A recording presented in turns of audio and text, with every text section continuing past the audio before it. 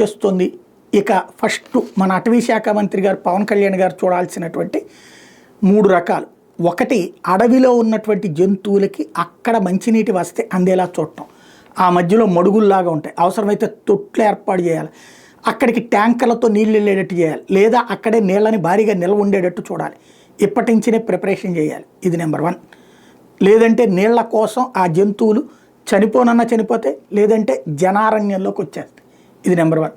Number 2, ఆహారం. అడవిలో ఆహారం ఈ టైంలో కరువు అవుతుంది కాబట్టి అక్కడికి ఆహారం అందించేటటువంటి ఏర్పాటు చేయాలి. దానికి అవసరమైతే ఈ అడవులకు సంబంధించినటువంటి పర్యావరణవేత్తలు వాళ్ళతో తెలుసుకోవాలి. వీళ్ళకి తెలుసు అసలు అటవీ శాఖ వాళ్ళకి. అవన్నీ ఏర్పాటు చేయాలి. ఆ నిధులు కొరత లేకుండా చూసుకోవాలి. 3వది వచ్చేటప్పటికి ఎండాకాలంలో కార్చిచ్చులు రేగుతుంటాయి, ఉన్నట్టుండి మంటలు వస్తే అయిగాస్త వన్యప్రాణుల్ని తగలబెడతాయి, అలాగే అక్కడ ఉన్నటువంటి చెట్లు వీటికి నష్టం చేకూరుస్తాయి. అవి కలగడానికి కారణమయ్యేటటువంటిది వ్యక్తుల పొరపాటు, లేదంటే వేడి. వీటికి సంబంధించి ఇమ్మీడియట్గా మంటల్ని ఆర్పేందుకు అవసరమైనటువంటి యంత్రాంగాన్ని అలర్ట్ చేసి పెట్టాలి. ఇది తాజాగా తీసుకోవాల్సిన నిర్ణయాలు.